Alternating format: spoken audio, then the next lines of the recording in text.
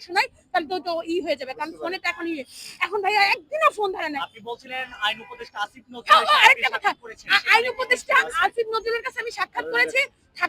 সাক্ষাৎ করার পরে সে প্রথমে বলেছে হেল্প করবে, যখন আমি বারবার যাচ্ছি এদিকে সাহায্য করে না, ওদিকে যাচ্ছি ওদিকে সাহায্য করে না, মানে আমি ফুটবলের মতন ওনার পায়ের খেলার ফুটবল হয়ে গেছি ভাইয়া। তা লাস্ট টাইমে যখন গিয়েছি তখন আমাকে আসিফ নজরুল পুলিশ দিয়ে দুইবার আমার পুলিশ দিয়ে বের করে দিয়েছে। তখন ভাবলাম আসলে এটা হচ্ছে আওয়ামী লীগের দালাল, ভারতের দোসর, ভারতের এখন জনগণ তাই তো বলতেছে। দেখেন গেল। আর এদিকে তানভীর আহমেদ, আমি লাস্টে সেপ্টেম্বরে আমার কিন্তু ভাই ভেরিফাই হয়েছে, 28 সেপ্টেম্বর আমার ভেরিফাই হয়েছে, আমি ভেরিফাইড। আমার পায়ের দাগটা সবকিছু আছে পায়ে ভাই, আমি মেয়ে মানুষ তো। আপনি ওই আপুকে বলেন এই স্যালোটা খুলে দেখাতে, দেখবেন উনি আমার দাগ দিতে পারবে। এবং আমার স্প্রিন্টারে বুলেট ছিল, হাসপাতালের ডাক্তার মানে মেডিকেল বোর্ডকে ভয় বলি নাই, কারণ ভয় বললে যদি বলে এক্সরে কাগজ দেন, কারণ আমি এক্সরে তো তখন করি না, যে অবস্থা ছিল ভাই এক্সরে করতে গেলে তো আমার জীবনে বিপন্ন। তখন গুলিগুলি আমার পায়ে ছিল, আমি এভাবে টেনে টেনে বের করছি এবং ফুটা হয়ে আছে ছিটির ছিটি, সেগুলি সব স্প্রিন্টারে বুলেট। তখন যাই হোক আমি সেগুলি বলেছি, মেডিকেল বোর্ড সব কমপ্লিট। তামিম পিছন দিকে যায়, মেডিকেল বোর্ডকে কি বললো কি আসিফ নজরুল লুচ্চা, এই লুচ্চার সাথে নাকি আমার নাকি সম্পর্ক আছে। ওদিকে আসিফ নজরুলের কাছে গেলে ওরা আমাকে বের করে দেয়। তার মানে ওখানে এক কথা এখানে এক কথা, এইভাবে বলে আসিফ নজরুল নাকি লুচ্চা। আর এটা হচ্ছে তামিম বলছে, আর জেলা প্রশাসক বলছে, আর মেইন হচ্ছে জেলা প্রশাসক, তারপর হচ্ছে তামিম। আর এই জেলা প্রশাসক তামিম এরা হচ্ছে মানে কি বলবো, এরা একজন আরেকজনের কথা বলছেন, যিনি এই কথাটা বলেছে, আপনি এই কথাটা আরেকবার পুনরাবৃত্তি করবেন। তামিম বলছে যে আসিফ নজরুল নাকি লুচ্চা।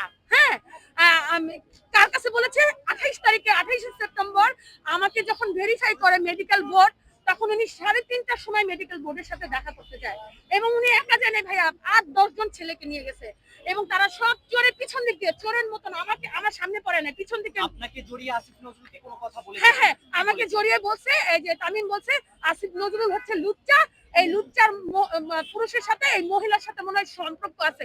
উনি কেন বারবার আসিফ নজরুলের কাছে যায়? আসিফ নজরুলের কাছে কেন গিয়েছি ভাইয়া সেটা আপনি শুনেন। কারণ যখন আমি দেখতেছি তামিম আমাকে সাহায্য করতেছে না, যেহেতু উনি ভেরিফাই করে, ওনার অনেক ক্ষমতা, উনি সমন্বয়ক, উনি বৈষম্য বিরোধী ছাত্র আন্দোলনের সমন্বয়ক। হাতিরপুলে ওনাদের অফিস, এই যে রোডের মাথায় হাতিরপুলের অফিস, আমি অফিসেও গিয়েছি।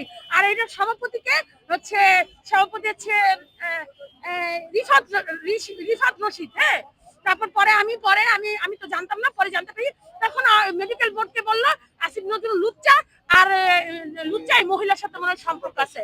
আর আমি বললাম স্যার আমি কেন গিয়েছি বলেন? এই কথা কি আপনি কিছুক্ষণ আগে যেটি বলছিলেন যে ঢাকা জেলার ডিসি বলেছে, আপনি কি তার কথাই বলছেন? হ্যাঁ, ঢাকা জেলার ডিসি বলেছে আসিফ নজরুল লুচ্চা, ডিসির সাথে সাথে এই সমন্বয় তামিমও বলছে।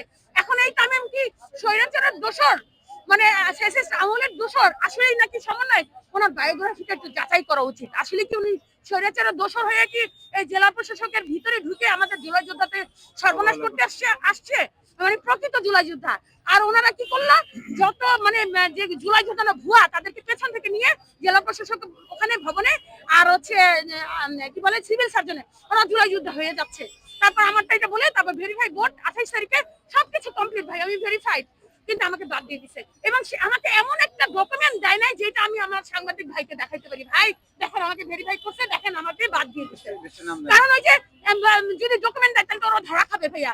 একবার আমাকে বলে 5 জন আরো জুলাই যুদ্ধে নিয়ে আসেন প্রত্যয়নপত্র দিলে, আবার বলতেছে পাগলের মতন আবুল তাবুল বলে, আবার বলতেছে কি আপনি এই যে কি বলে পুলিশ ভেরিফাই করবে।